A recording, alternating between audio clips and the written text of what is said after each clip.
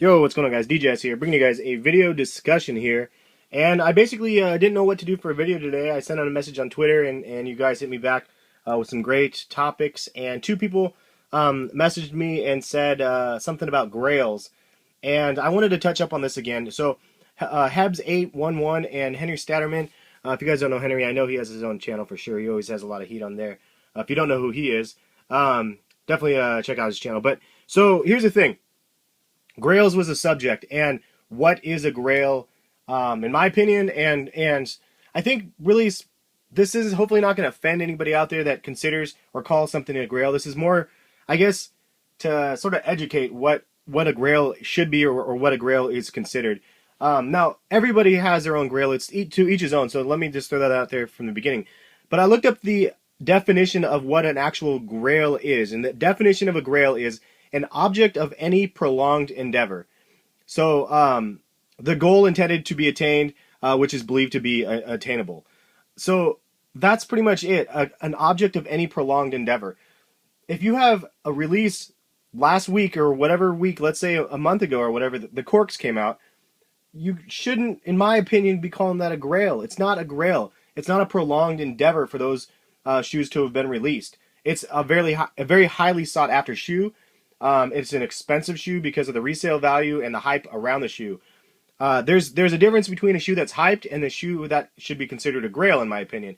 Now, everything this is a matter of opinion. If you've said those shoes are a Grail, I'm not trying to call you out or make fun of anybody by any means. Again, this is to educate my perspective at least, and what I think the general perspective is supposed to be of what a Grail is. And I have a couple of pairs of kicks in the background right here that I'm just going to show you guys in a second here, and give you my opinions on whether or not they're Grail or not to me, because there's some of them that are and some of them that are not. Absolutely, some of them that are not.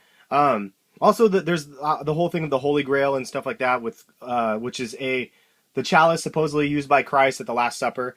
It's a bit more of a biblical sort of thing, but it's like supposed to be like a golden chalice, and so people, it's very highly sought after, and it's unattainable. So I guess from that perspective, if you're looking at it from a Grail being something that is very highly sought after, and you have the Corks or the Galaxies or something like that, and it's highly sought after by many people, I can kind of see why you would think it would be a Grail. But my personal opinion of a Grail is something that has value to you, not market value, and there's a difference. So there's sneakers out there that I would consider Grails that are general releases nowadays that anybody has on their feet. I mean, the Fire Red 5s is an example of one that I really love.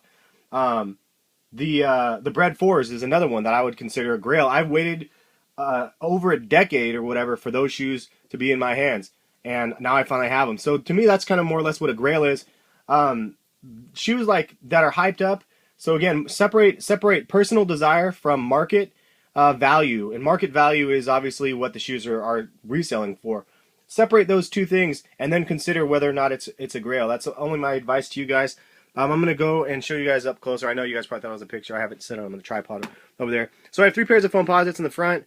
I have 3 pairs of LeBrons in the back, or in the mid, and then I have 3 pairs of Jordans in the far back. Starting from the front, I mean, out of these, I've heard people call the Coppers their Grails and stuff. I mean, nowadays, maybe that's realistic. For me, out of all of these shoes up here, out of all the shoes in my sneaker room, these are the holy Grails for me. I mean, these are the ones that got me really into sneakers from back in the day. A lot of people probably wouldn't have guessed that. If you guys are newer to my channel, you probably think it's a Jordan because I have boxes of Jordans in the back right here. I mean, I love Jordans and I love what he does to the game. Sneaker-wise, though, style and originality and comfort and everything in between, these are what really did it for me, man. I loved these shoes in this colorway, this shoe. I had a couple pairs of the original ones, and unfortunately, I got rid of them, like, I don't know, at some point in my life, and I really wanted to get those ones back. So the fact that I got these ones back in my colorway that I love, I have 2 pairs of these ones, and I'll always keep these ones DS, both pairs of them, just because I love these. This colorway, this shoe, it's really what got me started. I definitely wouldn't consider the Copper a Grail. The Copper is a dope shoe, but not a Grail to myself. And this is a unique shoe that I had customized, and from JP Custom Kicks, who did a phenomenal job on basically fulfilling the vision that I gave him for these. Not a Grail to me though. Still a dope shoe, and it's one of one or two of two, I guess, because I had 2 of them made. Great shoe, awesome shoe, not a Grail though. This is a Grail to me. Moving on to the LeBrons. I know that the South Beaches or the Miami Vices are considered Grails to some people. Not a Grail to me. I love this shoe, and Indeed hooked me up with this shoe with a three-way trade with Homer Simpson last year.